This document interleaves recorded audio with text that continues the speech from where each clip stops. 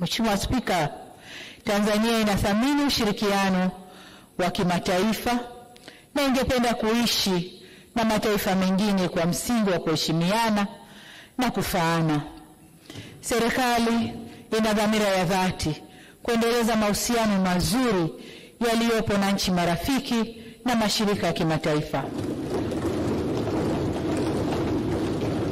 Daima tutajielekeza katika kuongeza marafiki na kupanua fursa za kiuchumi kwa nchi yetu na watu wake. Kama taifa, tunapenda tuheshimiwe kama sisi tunavyoheshimu mataifa mengine.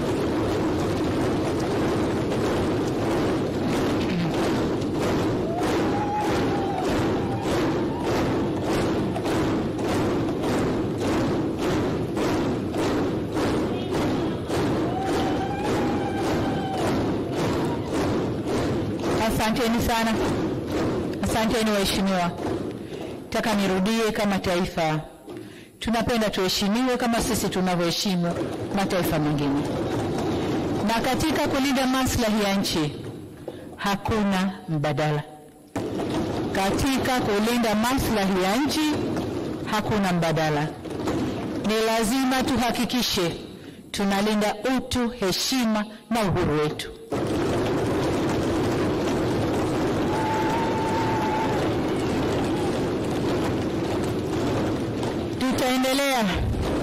Tutaendelea kuongozwa na misingi ile ile ya sera ya nje iliyoasisiwa na waasisi wetu ya kutofungamana na upande wowote.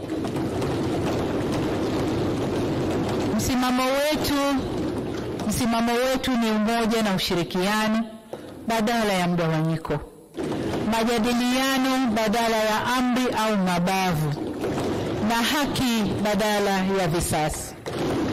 Taifa la Tanzania limejengwa kwenye misingi ya amani na utulivu wa kisiasa. Nguvu yoyote inayokusudia kuchafua misingi hiyo hatutokubaliana nayo.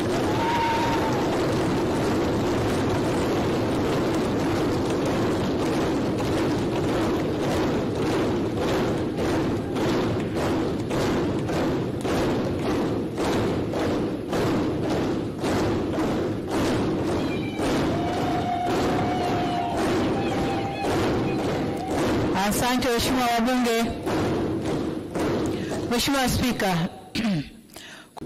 Mheshimiwa Spika, tutaendelea kulinda uhuru wa vyombo vya habari ili Watanzania wapate haki ya kupata taarifa za ndani na nje ya nchi.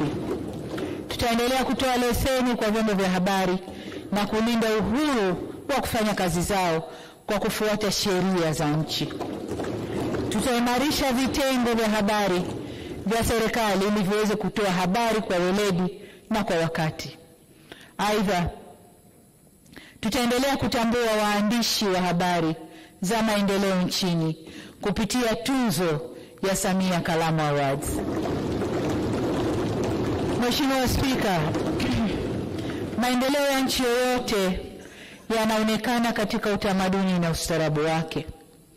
Isitoshe, katika dunia ya leo, utamaduni ni bidhaa na utamaduni ni uchumi.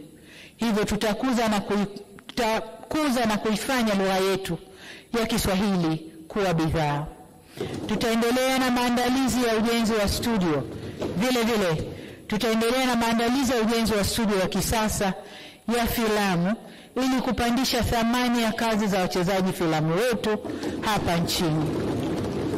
Tutajenga ukumbi wa kisasa wa maonyesho ili kuwawezesha wasanii wetu kufanya matamasha ya kimataifa na kuvutia wasanii wa nje wakubwa kuja kufanya matamasha hapa nchini. Tunataka sanaa na filamu na muziki zitengeneze ajira na kuchangia uchumi wa taifa.